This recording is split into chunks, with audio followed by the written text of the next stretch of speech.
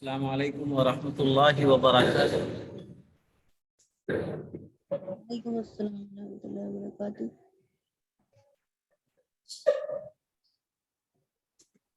جی آج جو ہے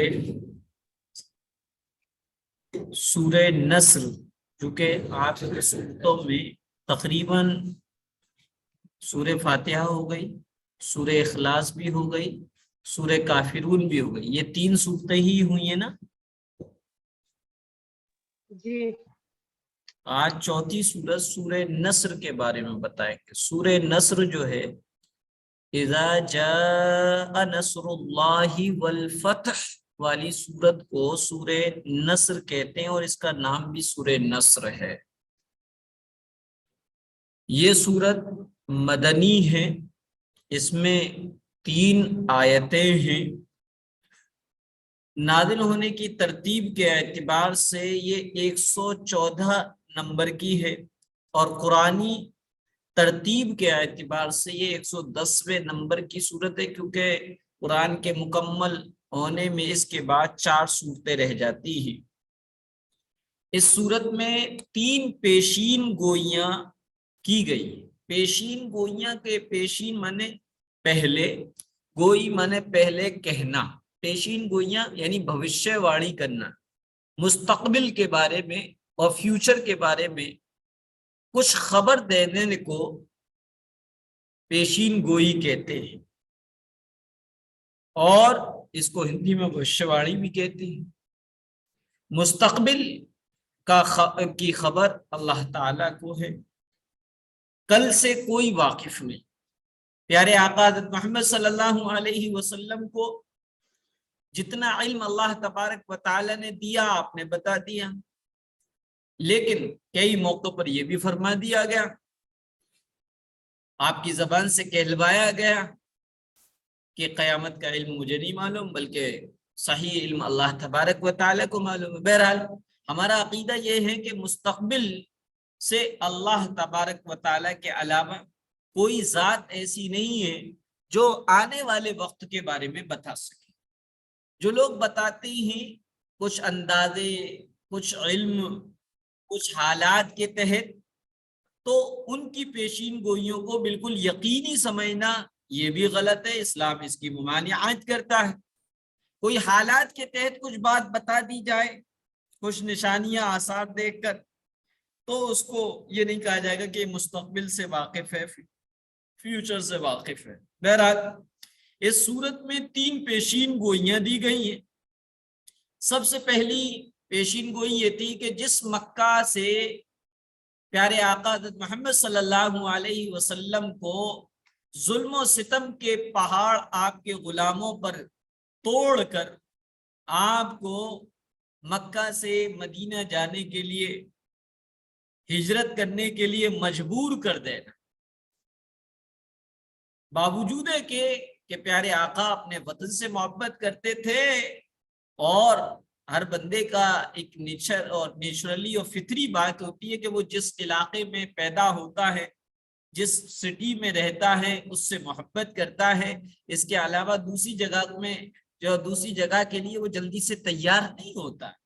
چنانچہ پیارے آقا محمد صلی اللہ علیہ وسلم اللہ کے حکم سے مکہ چھوڑ کر مدینے میں جا کر رہائش پذیر ہو گئے، جس کو ہجرت کہتے ہیں۔ تو اس صورت میں سب سے پہلی پیشین گوئی یہ کی کہ مکہ جلدی ہی فتح ہوگا۔ مکہ کے جو لوگ اسلام کے دشمن بنے بیٹھے ہیں، اللہ تعالیٰ اسلام ان کی جھولیوں میں ڈال دے گا، اور یہ دولت اسلام سے بہرہ ہو جائے گا۔ دوسرا یہ کہ مکہ اور مکہ کے آس پاس جتنے بھی علاقے ہیں، وہ ان علاقے کے باشندے رہنے والے ایمان لے آئیں گے۔ تیسری پیشین گوئی یہ تھی کہ حضور صلی اللہ علیہ وسلم کا مشن نبوت مکمل ہو گیا، اور مشن نبوت جب مکمل ہو جائے گا تو نبی کے رخصت کا ٹائم ہو جائے گا، اور یہ ہوا ہے۔ جتنے بھی نبی آئے سب کو جانا پڑا، تو بہرحال اس میں ایک تیسری پیشین گوئی یہ تھی کہ اللہ کے رسول صلی اللہ علیہ وسلم دنیا سے جلد ہی پردہ کر جائیں گے۔ اس سورت کا شان نزول کیا ہے؟ اس سورت کے نازل ہونے سے متعلق مفسر کہتے ہیں قرآن کریم کے علم سے واقف، قرآن کے معنی کو، قرآن کس موقع پر کب کہاں کیسے نازل ہوا، جو اس فن میں جو کچھ پڑھایا جاتا ہے اور اس فن کا جو ماہر ہوتا ہے، جاننے والا ہوتا ہے، اسے مفسر کہتے ہیں۔ اور بہت سارے ہوں تو مفسرین، تو مفسرین کے درمیان اختلاف ہے۔ بعض لوگوں نے یہ کہا ہے کہ یہ سورت پیارے آقا حضرت محمد مصطفیٰ صلی اللہ علیہ وسلم کے دنیا سے پردہ کر جانے سے 2-3 مہینے پہلے نازل۔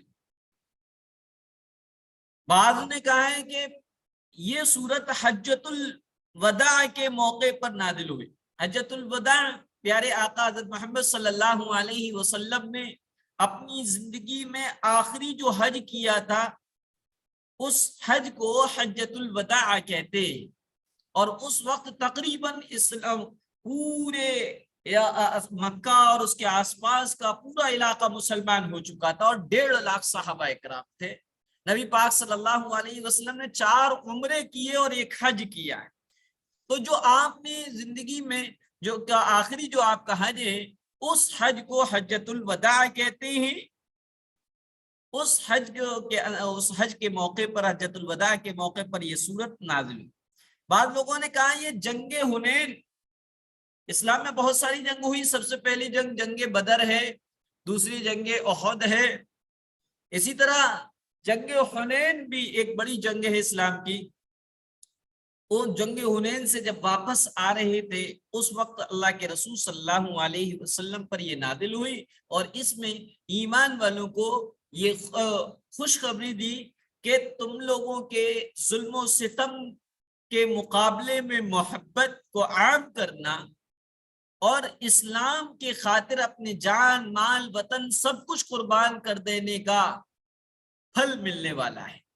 اور وہ اس طریقے سے ملے گا کہ تمام لوگ مکہ اور اس کے اطراف کے جتنے بھی علاقے ہیں، قبیلے ہیں، سب لوگ اسلام کی حقانیت کو سمجھ کر اسلام کے اندر داخل ہو جائیں گے اور مسلمان ہو جائیں گے۔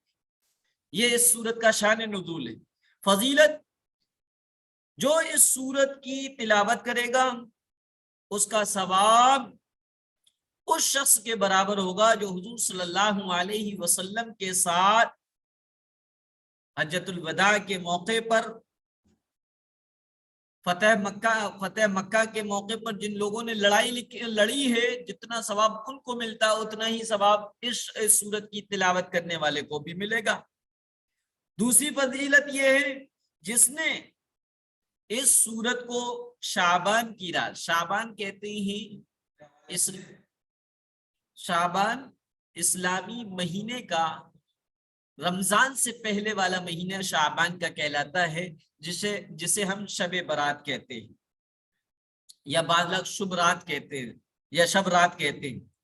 تو شعبان کی رات میں 4 رکعت نماز پڑھے، اور ہر رکعت میں سورہ فاتحہ کے بعد سورہ نصر یعنی اذا جاء نصر اللہ والی سورت کو پڑھے، تو اس پر اللہ تبارک و تعالی جہنم کی آگ کو حرام فرما دیتے ہیں۔ اور شعبان کی رات سے مراد 14ویں شعبان ہے۔ بہرحال یہ تو سورت کا جو تھا تعارف بھی آ گیا، شان نزول بھی آ گیا، فضیلت بھی آ گئی۔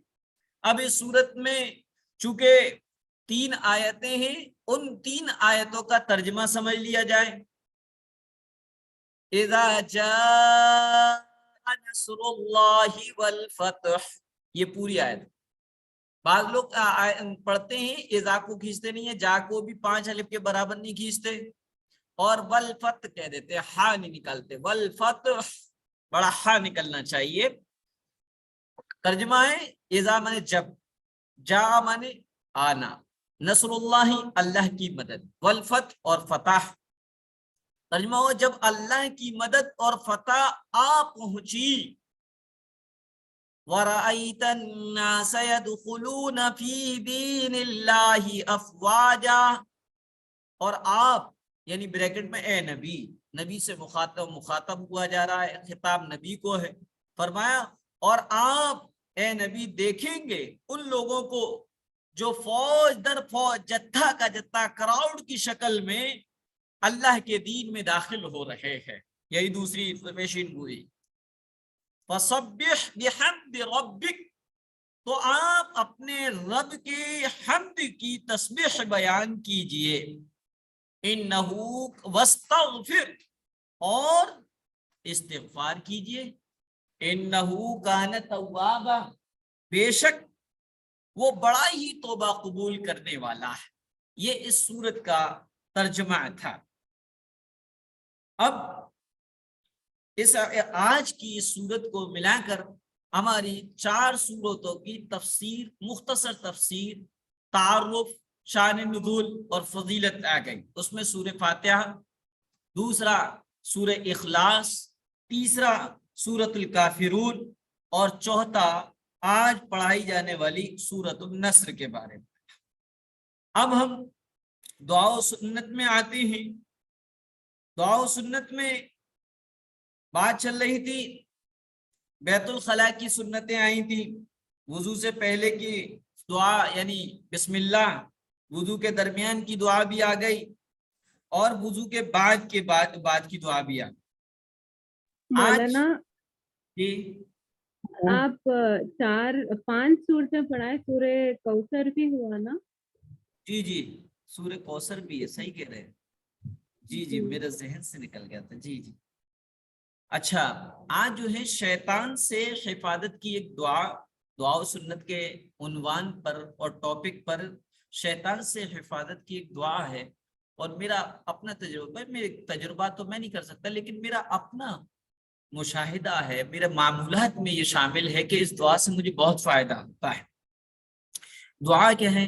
حضرت انس بن مالک رضی اللہ تعالیٰ عنہ سے روایت ہے کہ رسول اللہ صلی اللہ علیہ وسلم نے ارشاد فرمایا، جو شخص صبح کے وقت پڑھے اعوذ باللہ السمیع العلیم من الشیطان الرجیم، اعوذ باللہ السمیع العلیم من الشیطان الرجیم، ترجمہ ہے میں اللہ کی پناہ چاہتی ہوں جو بہت سننے والا، بہت جاننے والا ہے شیطان مردود سے، تو شام تک شیطان سے اس کی حفاظت کی جائے گی۔ یہ دعا ہے، اور اس کے ساتھ ایک اور دعا ہے، اور وہ بہترین دعا ہے۔ اگر کوئی صبح پڑھ لے تو شام تک اللہ تعالی ہر بلا سے، ہر مصیبت سے، ہر شر سے اس پڑھنے اور پڑھنے والی اور پڑھنے والے کو محفوظ فرماتا ہے۔ بسم اللہ الذی لا یضر مع اسمہ شیء فی الارض ولا فی السماء وہو السمیع العلیم۔ اس دعا کو ایک تابعی نے بیان کیا، اور اس کی فضیلت یہ بتائی کہ جو صبح پڑھ لے تو شام تک اللہ اس کو ہر شر سے محفوظ فرمائے گا، بڑی بیماریوں سے محفوظ فرمائے گا، اور جو شام میں پڑھ لے گا اس کو صبح تک ہر بلا، مصیبت، بیماری سے اس کی حفاظت فرمائے گا۔ لیکن وہ تابعی جو اس حدیث میں اس دعا کی فضیلت کو بیان کر رہے تھے، ان تابعی کا جو ہے ایک حصہ پیرالائز، یعنی اس پر فالج زدہ تھا، کام نہیں کر رہا۔ تو سننے والوں میں سے کسی نے کہا، آپ یہ حدیث اور اس دعا کی فضیلت کو بیان کر رہے ہیں، آپ خود بیماری کا شکار ہو بیٹھے ہیں، آپ کیوں اپنی بیماری سے محفوظ نہیں ہوئے؟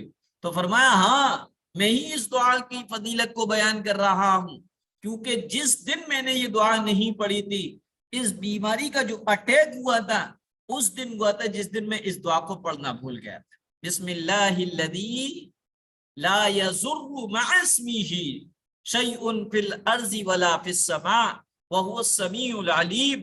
اس کے معنی ہیں بسم اللہ الذی، اس اللہ کے نام سے، لا یضر، نقصان نہیں دیتی اس کے نام کے ساتھ، شیء، کوئی بھی چیز، فی الارض، نہ زمین میں، ولا فی السماء، اور نہ آسمانوں میں، وَهُوَ السَّمِيعُ الْعَلِيمُ، اور وہ اللہ سننے والا اور جاننے والا ہے۔ تو یہ تو ہے دعا کے بارے میں، 2 دعائیں آئیں آپ کے پاس۔ اب خاص موقعوں پر کہے جانے والے مسنون کلمات، ایک تو یہ کہ آپ نے ایم قاسمی صاحب کی ویڈیو میں اور مختلف یوٹیوب پر اگر آپ رہتے ہیں، یا جس عالم کو جس چینل سے آپ مطمئن ہیں، اس ویڈیو میں آپ نے سنا ہوگا، لیکن سننا ایک الگ ہے، اس کو سمجھ کر اپنی زندگی میں لانا اور اس کو سبق کے طور پر پڑھنا اور سمجھنا یہ الگ ہے۔ چنانچہ خاص موقعوں پر جو ہیں، جو دعائیہ کلمات ہیں، مسنون کلمات ہیں، ان کو بھی سمجھنا چاہیے۔ آپ نے ایک حدیث پڑھی تھی معاشرت سے متعلق، السلام قبل الکلام، بات سے پہلے سلام کرو۔ اب سلام کیسے کیا جائے؟ بعض لوگ سلام کرتے ہیں لیکن وہ سلام نہیں ہوتا ہے، بلکہ یا تو اس کا تلفظ اس قدر بگڑا ہوا ہوتا ہے کہ اس کے معنی کچھ کے کچھ ہو جاتا ہے، جیسے السلام علیکم، السلام علیکم، سالیکم، سالیکم، سا علیکم تمہارا برا، السلام علیکم تم پر ہلاکت ہو، السلام علیکم معنی صحیح ہے لیکن تلفظ انتہائی برا ہے۔ تلفظ کیا ہونا چاہیے؟ السلام علیکم، یہ 10 نے کیا، ورحمت اللہ 10 اور ہو گئے، 20 ہو گئے، وبرکاتہ 10 اور ایڈ کر لیے، 30 ہو گئے۔ تو کسی مسلمان سے ملے، آپس میں جب ملے تو سلام کریں، السلام علیکم ورحمت اللہ وبرکاتہ۔ سلام کرنا ایک ایسی سنت ہے جس کا ثواب واجب سے بھی زیادہ ہے، سلام میں پہل کرنا، اور سلام کرنے سے محبتیں بڑھتی ہیں۔ آج ہمارے مرد حضرات یہ سمجھتے ہیں کہ مردوں کی شان کے خلاف ہے وہ سلام کریں، یہ تو عورتوں کو کرنا چاہیے۔ چنانچہ بہوؤں کو اپنے سسر کو، جیڑ کو کرنے کے لیے فورس کیا جاتا ہے کہ تم سلام کرو، حالانکہ جب کوئی بیٹھا ہے، کوئی نیا آنے والا، تو آنے والے کی ذمہ داری ہے کہ وہ سلام۔ یہ جھوٹی شان اور جھوٹی آن بان رکھنے والے مرد جو یہ سمجھتے ہیں کہ سلام ہمارا نہیں بلکہ خواتین کا کام ہے کہ وہ کریں، تو وہ پیارے آقا کی سیرت کو پڑھ لیں۔ عائشہ رضی اللہ تعالیٰ عنہ فرماتی ہیں، کبھی ایسا نہیں ہوا کہ پیارے آقا میرے حجرے میں تشریف لائے ہوں اور آپ نے سلام نہ کیا، آپ سلام کیا کرتے تھے۔ میاں بیوی میں محبت بڑھتی ہے۔ اگر آپ کے یا میرے گھر پہ کوئی سلام نہیں کر رہا تو میں اس کو سلام کروں، تاکہ اس کے اندر ایک مزاج پیدا ہو جائے، مزاج بن جائے۔ مزاج نہیں بنے گا، کم سے کم محبت پیدا ہو جائے گی، حفاظت ہو جائے گی، شر سے، لڑائی سے، جھگڑوں سے، فتنے سے، فساد سے، اس سے محفوظ ہو جائے۔ تو السلام علیکم ورحمت اللہ وبرکاتہ، ترجمہ ہے تم پر سلامتی ہو اور اللہ کی رحمت ہو اور اس کی برکتیں۔ کوئی سلام کرے تو یہ جواب دیں وعلیکم السلام ورحمت اللہ وبرکاتہ۔ آپ نے صرف کہا وعلیکم السلام، 10 نیکیاں ملیں گی۔ آپ نے کہا وعلیکم السلام ورحمت اللہ، 20 نیکیاں ملیں گی۔ وعلیکم السلام ورحمت اللہ وبرکاتہ آپ نے کہا تو 30 نیکیاں ملیں گی۔ لیکن ادب یہ کہ سامنے والے نے السلام علیکم کہا ہے تو آپ بڑھا کے کہیں السلام علیکم ورحمت اللہ۔ سلام کرنے والے نے یہ کہا السلام علیکم ورحمت اللہ تو آپ کہیں وعلیکم السلام ورحمت اللہ وبرکاتہ۔ وعلیکم السلام کے معنی اور تم پر بھی سلامتی ہو اور اللہ کی رحمت ہو اور اس کی برکتیں۔ اب اگر ہم نے کوئی سلام بھیجتا ہے، مثلا ہمارے پاس آیا فون پہ کسی نے کہا امی آپ کو سلام کہہ رہی ہیں، ابو آپ کو سلام کہہ رہے ہیں، تو ایسی صورت میں آپ کو جواب کیا دینا ہے؟ سلام جس نے بھجوایا ہے اس کو بھی دعا دینی ہے آپ کو، اور سلام جو لے کر آیا ہے، جو آپ کو اس بات کی اطلاع دے رہا ہے کہ انہوں نے سلام کہلوایا ہے، تو ان کو بھی جواب دینا ہے۔ کیا ہے؟ علیہ وعلیک السلام، علیہ ان پر، وعلیک اور تم پر سلام کی، علیہ وعلیک السلام، پہلے جس نے سلام بھیجا ہے اس کے لیے کہیں گے علیہ ان پر، وعلیک السلام و من اور تم پر السلام سلامتی ہو، یہ سلام کا طریقہ ہے۔ لیکن خواتین یہ سمجھ لیں غیر محرم کو سلام نہیں کرنا، البتہ گھر میں محرم غیر محرم دونوں بیٹھے ہوئے تو محرم کو سلام کرنے کی نیت سے سلام کر لیں، کوئی دوسرا جواب دے دے تو دے دیں۔ اسی طریقے سے راستے میں والد ہیں، برادر ہیں، بھائی ہیں، کوئی بھی کھڑے ہوئے راستے میں بھی آپ کو سلام نہیں کرنا ہے، کیونکہ پیارے آقا نے فرمایا اتقوا مواضع التہم، اپنی آنکھ کو تہمت کی جگہوں سے بچاؤ۔ آپ برقعے میں ہیں، پردے میں، سامنے والا نہیں جانتا آپ نے جس کو سلام کیا ہے اس کو وہ آپ کرے گا، اس سے آپ کا کیا رشتہ ہے، وہ یقیناً آپ پر انگلی اٹھائے گا۔ اور ہماری شریعت، ہمارا دین ہمیں یہ بھی بتاتا ہے کہ ہم ہر ایسے کام سے بچے جو ہماری ذات کو داغدار کرنے والے۔ بہرحال اسی طریقے سے ہر اچھے کام کو شروع کرتے وقت بسم اللہ پڑھنا چاہیے۔ بسم اللہ الرحمن الرحیم، شروع کرتی ہوں اللہ کے نام سے جو بڑا مہربان نہایت رحم کرنے والا ہے، اس کو تسمیہ کہتے ہیں۔ اب بعض لوگ کہتے ہیں کہ جو ہے دوا کھاتے وقت بسم اللہ پڑھی جائے یا اللہ شافی اللہ کافی پڑھی جائے، بعض لوگ کہتے ہیں نہیں بسم اللہ اگر پڑھیں گے تو اس میں برکت ہوگی، دوا کھانے زیادہ پڑے گی۔ نہیں، بسم اللہ پڑھ سکتے ہیں، کوئی حرج کی بات۔ پیارے آقا نے فرمایا جب تمہیں ٹھوکر لگے تو تم بسم اللہ کہو، کیونکہ اگر تم کیا ٹھوکر یا نہ خوشگوار بات پیش آئے تو اس پر بسم اللہ کہو۔ کیوں؟ شیطان کی کمر ٹوٹ جاتی ہے جب ہمیں کہتے ہیں ناس ہو، ستیہ ناس ہو، کس نے رکھا، تو وہ ہم جو ہے اس چیز کی طرف نسبت کرتے ہیں تو شیطان خوش ہوتا ہے۔ لیکن بندہ کہے بسم اللہ، بسم اللہ، گرتے ہوئے بندہ کہے بسم اللہ، تو ایسے موقع پر شیطان کی کمر ٹوٹتی ہے۔ کوئی نعمت حاصل ہو تو کہنا چاہیے الحمدللہ، تمام تعریفیں اللہ کے لیے۔ آپ سے کوئی کہے آپ کو دعائے قنوت یاد ہے؟ جی ہاں، الحمدللہ مجھے آلریڈی دعائے قنوت کی نعمت حاصل ہو چکی ہے۔ اور کوئی کچھ دے یا اچھا سلوک کرے، تھینک یو اور وغیرہ، شکریہ وغیرہ کہنے سے، دھنیہ واد کہنے سے زیادہ بہتر ہے اس کو دعا دیا جائے جزاک اللہ خیرہ، اللہ آپ کو بہتر بدلہ عطا کرے۔ اور اگر کوئی ہم سے کہے جزاک اللہ خیرہ تو ہمیں کہنا ہے آمین، ایاک، آمین یعنی یہ دعا ہمارے حق میں قبول ہو، تمہارے حق میں بھی قبول ہو۔ تو اس طریقے سے یہ تو جو کلمات وغیرہ تھے جن کو آپ کے سامنے کہہ دیا گیا۔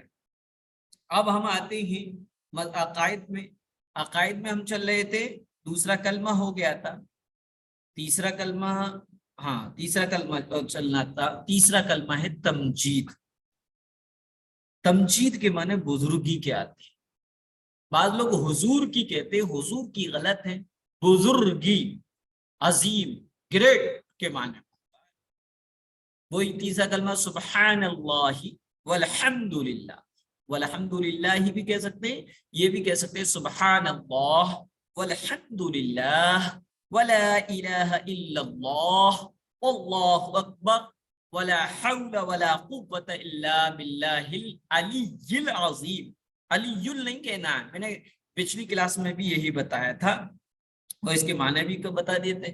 اب چوتھا کلمہ، تیسرا کلمہ تو آپ کو یاد ہی ہوگا، میں انشاءاللہ آج 5 کلمے اور 6 کلمے کرنے، 5 کلمے کے بعد پھر جو ہے کل انشاءاللہ سب سے 5 کلمے سنوں گا، کیونکہ عموماً ہمیں 1-2 کلمے یاد ہوتے ہیں، زیادہ 3 ہیں، 5-6 کسی کو یاد نہیں ہوتے۔ ایمان مجمل اور مفصل تو بہت ہی کم لوگوں کو یاد ہوتے ہیں، چونکہ ہم دین پڑھ ہی رہے تو اس بہانے اگر ہم یاد کر لیں گے تو یاد ہو جائے گا۔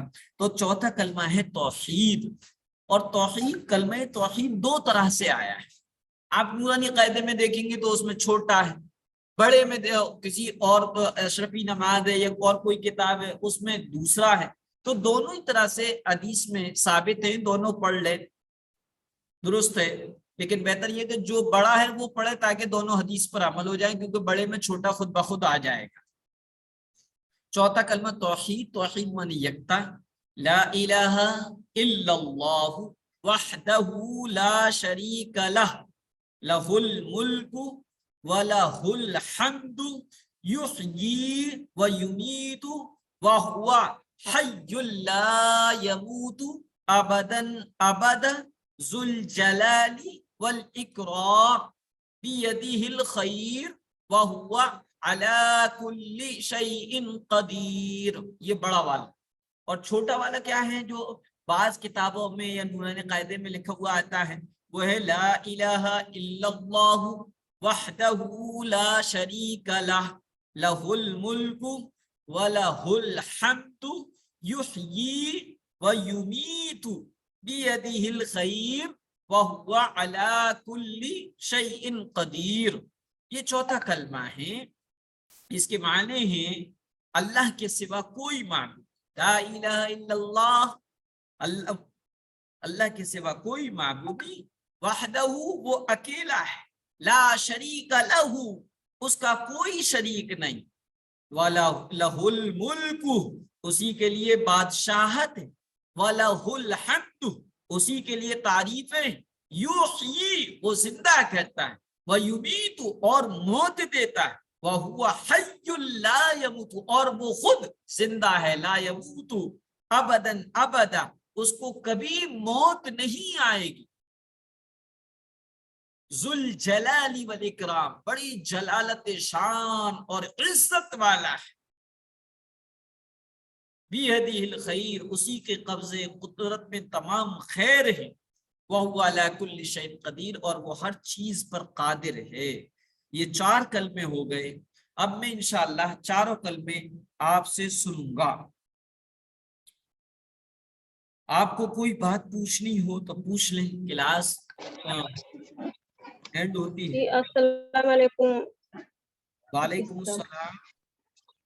جی وہ کہنا تھا کہ جو حدیثیں آپ نے بتائی ہیں وہ ایک دن میں کلاس میری مس ہو گئی تھی، تو مطلب کر نہیں پائی تھی، ہم لوگ کہیں چلے گئے تھے، تو وہ میرے پاس ہے نہیں۔ جی جی اچھا، تو میرے پاس بھی نوٹس نہیں ہیں، جی نوٹس نہیں ہے میرے پاس بھی، ساری حدیثیں نہیں ہیں۔ اچھا اچھا اچھا، تو اور آپ اور یہ پوچھنا تھا کہ جیسے بچوں کو جیسے کوئی بھی جیسے نظر لگتی ہے کچھ بھی ہوتی ہے، تو جو تعویذ پہنا کوئی مولانا لوگ یا لوگ وہ لوگ دے دیتے ہیں تعویذ پہنانے کو، تو وہ پہنا سکتے ہیں کہ نہیں پہنا سکتے؟ جی ہاں، جو لوگ یہ کہتے ہیں تعویذ پہنانا شرک ہے، وہ بھی غلط ہے۔ منتخب حدیث ایک کتاب ہے حدیث کی جو تبلیغی جماعت والے پڑھتے ہیں، دیکھا ہو فضائل اعمال، اسی طرح منتخب حدیث، اس میں ایک دعا ہے، اور سوتے سوتے ڈر جائے بچے تو اس وقت یہ دعا پڑھی جائے، اعوذ بکلمات اللہ التامات من غضبہ وعقابہ وشر عبادہ ومن حمزات الشیاطین وان یحضرون۔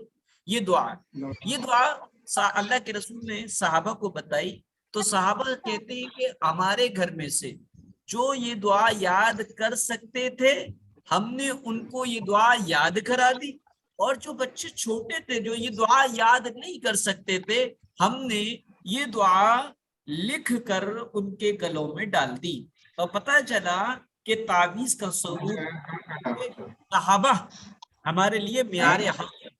علیکم بسنتی و سنت خلفائے راشدین، پیارے آقا نے فرمایا تم پر میرا طریقہ اور میرے صحابہ کا طریقے پر عمل کرنا لازم اور ضروری ہے۔ بہرحال صحابہ ہمارے لیے معیار حق ہیں، لہذا صحابہ کے عمل سے ثابت ہوا کہ نقش وغیرہ تعویذ وغیرہ گلے میں ڈالے جا سکتے ہیں، لیکن 3 شرطوں کے ساتھ۔ پہلی شرط یہ ہے کہ نقش جو دیا جا رہا ہے اس میں جو کچھ لکھا جا رہا ہے یا تو وہ قرآنی آیات ہو یا حدیث میں آئی ہوئی دعا ہو، کوئی شرکیہ کلمہ منتر وغیرہ نہ ہو۔ دوسری شرط یہ ہے کہ جائز مقصد کے لیے ہو، کسی کو برباد کرنے، کسی میں لڑانے، کسی کو کیا ہے اپنے بس میں کرنے کے لیے نہ، بلکہ جائز مقصد کے لیے ہو. صحت ہے، شفا ہے، نظر بد سے حفاظت ہے، یہ جائز مقصد ہے، جائز مقصد کے لیے ہو. تیسری چیز، تعویذ لینے والا اور تعویذ دینے والا دونوں یہ یقین رکھیں، عقیدہ رکھیں کہ اللہ تبارک و تعالی اصل تاثیر مؤثر حقیقی، یعنی اثر ڈالنے والی ذات اللہ ہی کی ہے.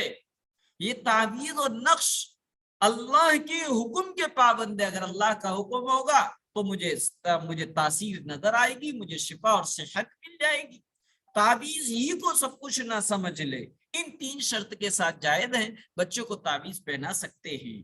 جی آپ کا جواب مل گیا آپ کو؟ جی جی جزاک اللہ. اچھا یہ بتائیں آپ لوگوں میں سے کہ کوئی آپ میں سے نوٹ نہیں بناتا ہے کیا، جس کو میں تاکہ وہ گروپ میں سینڈ کرتے ہیں تو کلاس ان کی مس ہو جاتی ہے، تاکہ وہ اپنے نوٹ کر لیں یا ان کو یاد کرنے میں آسانی ہو جائے.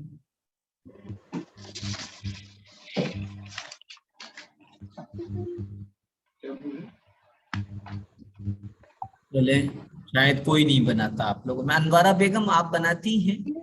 ہاں ہاں ہے میرے پاس نوٹس ہے، میں ماشاء انشاءاللہ سینڈ کر دیتی ہوں. سب سے بڑا میں آپ کو بتاؤں، پیارے آقا نے فرمایا انسان کے لیے صدقہ جاریہ یہ ہے کہ وہ کوئی علمی کام کر کے چلا جائے، اس میں سے کوئی بھی یاد کر لے گا، وہ جتنوں کو دوسروں تک پہنچائے گا اس کا ثواب آپ کو تا قیامت ملتا رہے گا.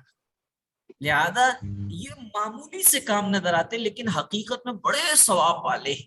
تو انورہ بیگم آپ مہربانی کر کے جو کچھ لکھا ہوا ہے آپ گروپ میں دے تو میں بھی سکتا ہوں، لیکن میں آپ کو مہربانی کہیے، میں انشاءاللہ سینڈ کر دیتی ہوں. موقع دینا چاہتا ہوں. جی آپ مہربانی کی بات مت کریے، میں انشاءاللہ ڈال دیتی ہوں گروپ میں. میں فرسٹ دن ڈالی تھی، اس کے بعد مطلب فیر نہیں کی تھی کیونکہ ہندی میں بھی لکھنا رہتا نا تو تھوڑا ٹائم لگ رہا تھا. میں انشاءاللہ ہندی میں بھی لکھ کے ڈال دیتی ہوں. ہاں دراصل کیا ہے ہمارا پرابلم یہ ہے کہ ہم اردو اپنی زبان مادری زبان سے واقف نہیں رہتے، اور ہمارا جو اسلامک لٹریچر جتنا بھی ہے وہ اردو میں ہے زیادہ تر. تو میں تو یہ کہتا ہوں آپ لوگ جو ہیں اردو بھی سیکھ. انوارہ بیگم کو ضرور کیا ہے اردو آتی ہوگی، کیونکہ ان کا جو اسٹیٹس وہ دکھ رہا ہے مجھے، جو ڈی پی لگے رکھی ہے تو اس میں جو ہے کیلیگرافی ہاتھ کا لکھا ہوا ہے یا کیا ہے، بہرحال وہ ان سے ایسا لگ رہا ہے کہ وہ اردو اور عربی کے سے محبت رکھتی ہیں شاید. بیٹی بنائے سو ہے وہ. اچھا اچھا ماشاء رب اللہ. ارحمہما کما ربیانی صغیرا. جی بہت اچھی دعا ہے، اس کو پڑھنا چاہیے والدین کے لیے، ہم یہی کر سکتے ہیں. جی تو اس اور کچھ پوچھنا ہے مجھ سے پوچھ لیجیے گا، آپ بلا تکلف پوچھ لیا کریں. مولانا ایک بات یہ پوچھنا تھا کہ جیسا کہ بعض لوگ جو ہے اب اپنے ہی کلاس میں ہو یا پھر کہیں اور کلاس میں بھی ہو تو ہم فیس ایک جنوں کی دیتے. اب جیسا کہ ہم تعارف ایک بندے کی کرواتے کہ ہم فلاں کے نام سے جوائن ہو رہے کلاس میں، فیس بھی ایک جنوں کی دیتے. لیکن 4-5 جنے اگر وہ کلاس اٹینڈ کرے، چونکہ ابھی آن لائن کلاسز ہے، اب مدرسے کا نام ہوگا تو ایک کی فیس دیں گے تو ایک ہی جوائن ہو سکتے. لیکن اب آن لائن ہے تو ایک جوائن ہو کے 4-5 بیٹھ رہے، تو یہ کیا جائز ہے یا دھوکہ ہے؟ دیکھیے جتنے اور چینلز والے یا اور جو نیٹ پہ جو آن لائن کلاسیں کر رہے ہیں ان کے بارے میں تو میں نہیں بتا سکتا، لیکن اے ایم قاسمی صاحب کے بارے میں بتا سکتا ہوں، یعنی آپ کی ان کلاسوں کے بارے میں بتا سکتا ہوں. اے ایم قاسمی صاحب چونکہ کلاس کو ریکارڈڈ کرواتے ہیں اور پھر اس کلاس کو وہ اپنے چینل پہ اپلوڈ کرا دیتے ہیں، تو اس سے بظاہر یہ لگتا ہے کہ یہ اس کو عام کرنا چاہتے ہیں. لہذا ان کی کلاسوں میں اگر فیس ایک کی جمع کی جائے لیکن کوئی اکٹھے ہو کے 4-5 لوگ اس کلاس کو اٹینڈ کر لیں تو ان کی کلاس کے ان کے چینل پر یہ تو جائز اور درست ہے. لیکن دوسرے اور جتنے بھی ہو رہے ہیں تو وہ اپنی سلیبس اور اپنی کلاس کو ویڈیو کو وہ تو نہ تو ریکارڈڈ کرتے ہیں اور نہ ہی اپلوڈ کرتے ہیں. تو ایسی صورت میں وہاں پر درست نہیں ہے. سمجھ میں آ گیا آپ کا انورا بیگم؟ جی جی جی. اچھا کچھ اور پوچھ لیں. آپ کہاں سے ہیں انورا بیگم؟